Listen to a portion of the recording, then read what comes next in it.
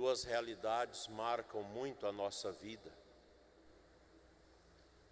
os nossos pés e as nossas bocas. Os pés, porque nós precisamos caminhar em busca do alimento que a nossa boca recebe. O ser humano é um ser da caminhada. E nós podemos olhar isso na Bíblia em tantos e tantos lugares. A começar no Jardim do Éden. Deus anda no caminho do jardim com Adão e Eva. O nosso Deus também caminha conosco. Depois a escolha de Abraão, dos patriarcas, dos profetas, todos eles foram pessoas de grandes caminhadas. Imaginemos a caminhada do povo de Israel no deserto por 40 anos, andando, fazendo seus trabalhos de subsistência, esperando o tempo para entrar na terra prometida. E nesta caminhada o alimento se faz necessário, sob pena de todos falirem-se somaticamente por inanição, por fome. Nós nascemos também para comer. O alimento é indispensável para a manutenção do nosso corpo. E se a gente olha a Sagrada Escritura, nós temos inúmeras passagens desses momentos importantes da comida, do alimento. Podemos imaginar o velho Abraão acolhendo 3 anjos na sua casa e lhes dá de comer. Podemos pensar Jesus na casa de Marta e Maria. Maria aos pés de Jesus e Marta cuidando do guisado, da comida, para alimentar Jesus. Há uma preocupação com o alimento, porque é o alimento que dá força para a gente caminhar. Nós só podemos caminhar se tivermos as calorias adequadas para sustentar a nossa caminhada. E nós podemos fazer a ligação dessa nossa caminhada humana neste mundo com a caminhada também para o céu. Pois nós viemos de Deus no momento da nossa concepção, quando Deus nos criou. Estamos neste mundo para realizarmos uma prova de virtudes, cuja maior virtude é o amor. E esta prova, ela só pode acontecer se nós tivermos o alimento espiritual.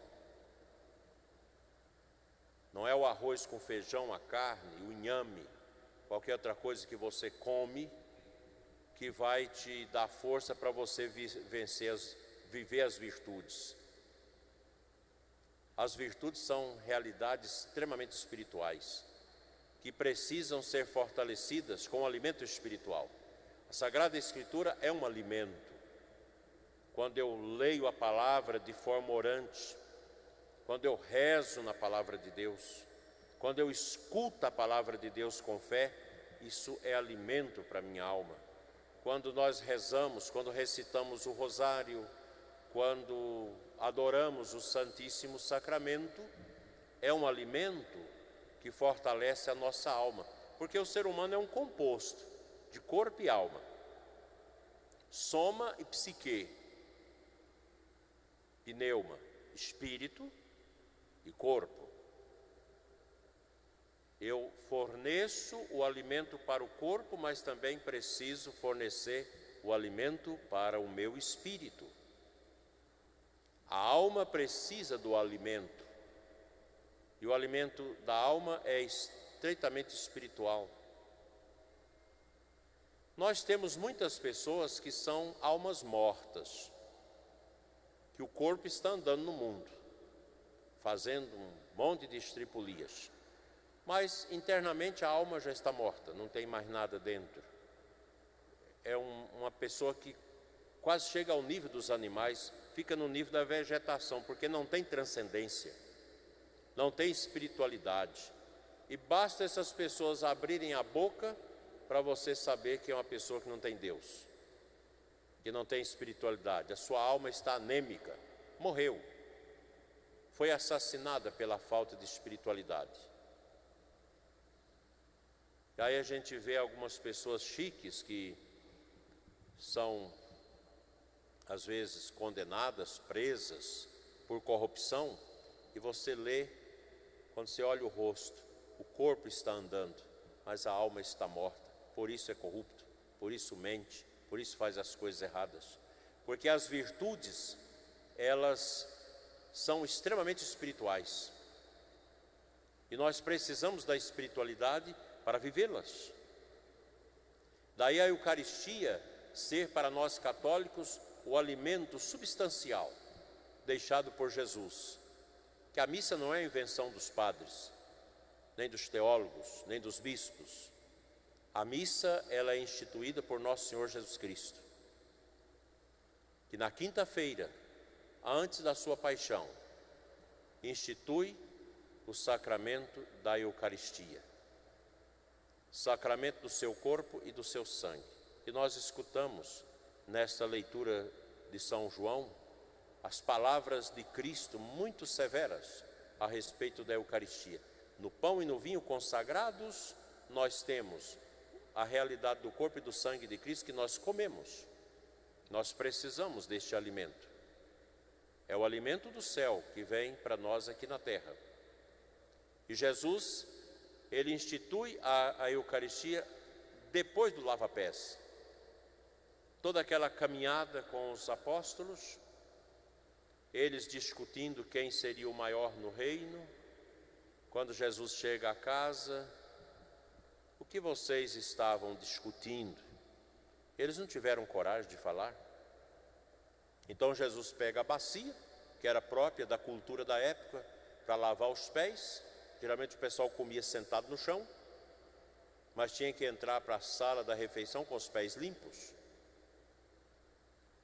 E Jesus não deixa que eles lavem os pés. Ele mesmo vai lavar os pés dos apóstolos, para dar o testemunho de que o alimento espiritual mais importante é a caridade, é o perdão. E nós só conseguimos realizar isso no poder da Eucaristia, da Santa Missa. A comunhão me ajuda a viver isso. Daí a necessidade de nós recebermos a Eucaristia.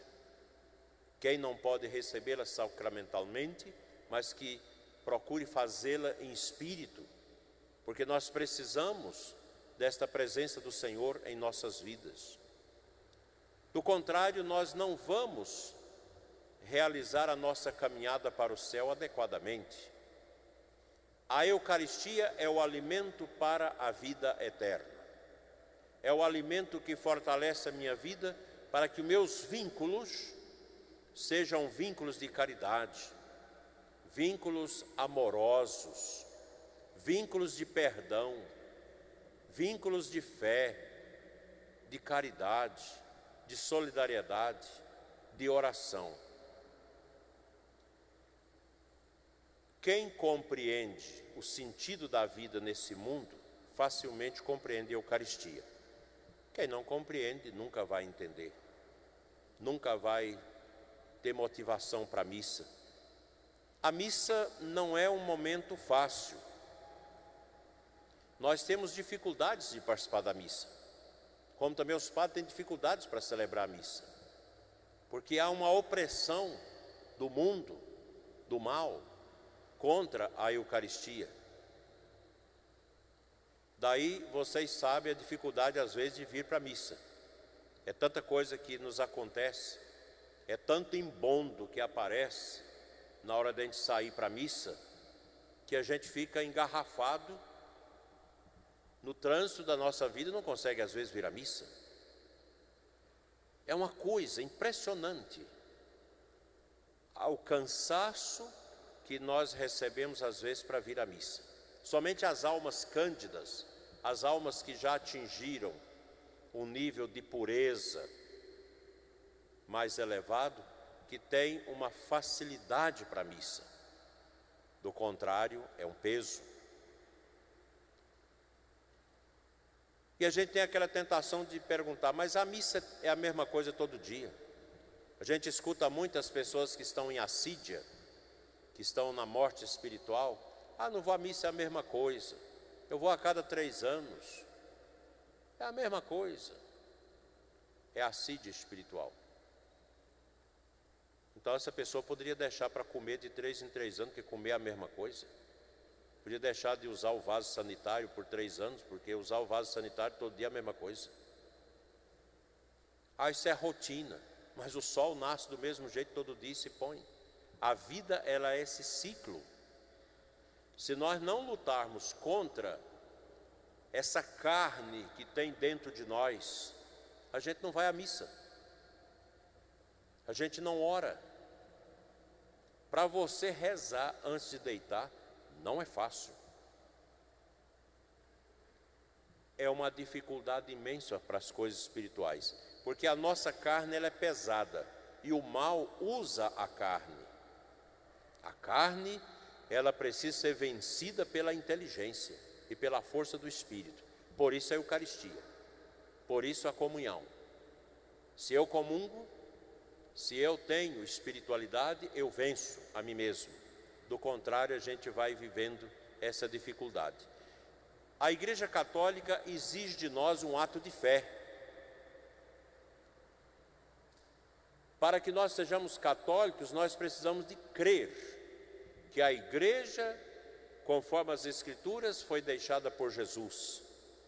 Que os sacramentos são ações vivas de Cristo.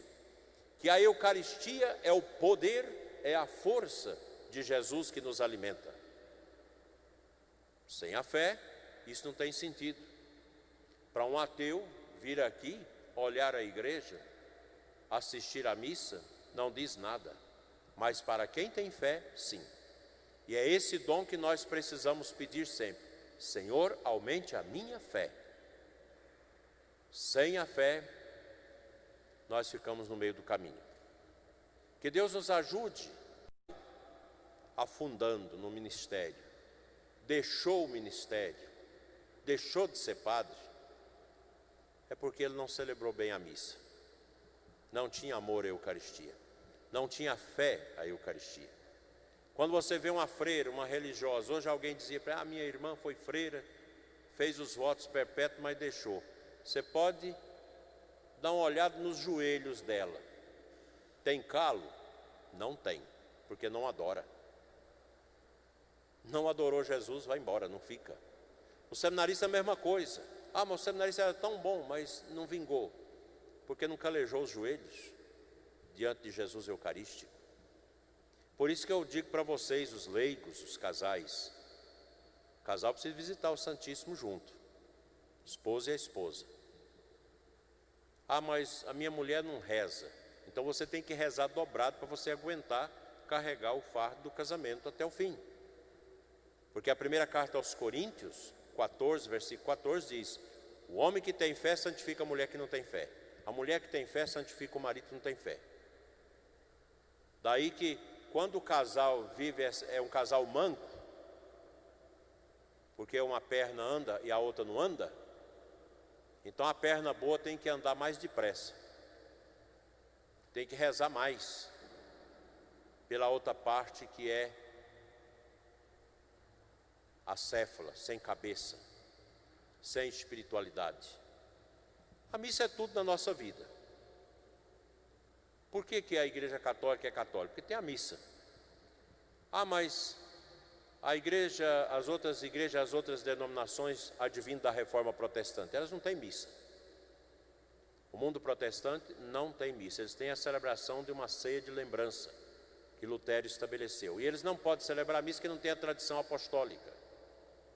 Eles têm uma descendência da fé cristã, mas não tem a tradição apostólica que é dada através da imposição das mãos dos bispos. Nós temos a Eucaristia válida e precisamos valorizá-la. A missa é tudo para nós católicos. Primeiro a missa, depois as outras coisas da igreja. E a missa, ela se prolonga numa adoração no Santíssimo. quando nós deixamos a hóstia consagrada, para que nós possamos visitar na hóstia a presença transubstanciada de Cristo. Eu não vou aqui dar uma aula de metafísica, de filosofia para vocês, para explicar como se dá a presença de Jesus no pão e no vinho consagrados. Mas só resumo nisso: o ser do pão e o ser do vinho empresta seu ser ao ser de Cristo no momento da consagração. Então o que nós comungamos é Cristo, e é Ele que é a nossa fortaleza. Sobretudo nesse tempo de peste, essa confusão toda, nós precisamos da missa.